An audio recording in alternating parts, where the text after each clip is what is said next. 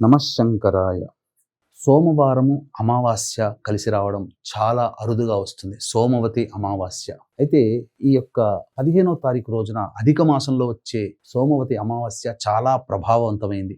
ఈ రోజున ప్రధానంగా ఎవరైతే పనులలో ఆటంకాలు ఉండి సమస్యలతో సతమతమవుతున్నారో, అలాగే నరదృష్టి, నరఘోష, నరపీడ ఇబ్బందులు పడుతున్నారో, వ్యాపారాలు సరిగ్గా జరగడం లేదో, ఆర్థిక పరంగా సమస్యలు ఎదుర్కొంటున్నారో, అలాగే ఉద్యోగ సంబంధించినటువంటి సమస్యలు ఇబ్బందులు పడుతున్నారో, అటువంటి వాళ్ళు సోమవారం రోజున ఉదయం 6 గంటలకల్లా రావి చెట్టు ఉన్నటువంటి దేవాలయంకైనా లేదా రావి చెట్టు దగ్గరకైనా చేరి ఆ రావి చెట్టు చుట్టూ నల్లటి దారముతో శివాయ నమః అంటూ ఒక 3 ప్రదక్షిణలు ఆ రావి చెట్టు చుట్టూ ఆ నల్లటి దారాన్ని చుట్టి ఆ యొక్క రావి చెట్టు దగ్గర తూర్పు వైపున కానీ ఉత్తరం వైపున కానీ మనం ఫేస్ పెట్టి విష్ణు అష్టోత్తరము లేదా సుదర్శన అష్టోత్తరము 11 సార్లు పారాయణం చేయండి.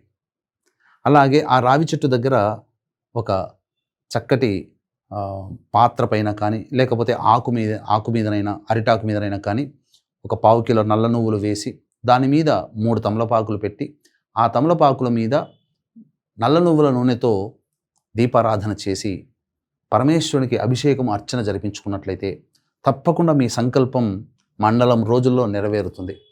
అలాగే మీ జాతకరీత్యా అనగా మేష, మిథున, కర్కాటక, సింహ, కన్య, వృశ్చిక, ధనస్సు, కుంభ, మీన రాశిలో జన్మించిన వారికి శనిదోష నివారణార్థమై సోమవారం అనగా 15వ తారీఖు సోమవారం రోజున మన పీఠమాధ్వర్యంలో శనిదోష నివారణ పూజలు, హోమాలు, ప్రత్యంగిర హోమం, బగళాముఖి హోమం, అలాగే ఈ సంబంధించినటువంటి వారాహి హోమాలు జరిపించి శక్తిపాతము చేసినటువంటి కరుంగలి మాల ఇవ్వడం జరుగుతుంది. అవకాశం ఉన్నటువంటి వాళ్ళు 14వ తారీఖు రాత్రి 9 గంటల లోపల స్క్రీన్పై కనిపిస్తున్న నెంబర్కి కాంటాక్ట్ చేసి మీ గోత్రనామాలు నమోదు చేసుకోవచ్చు.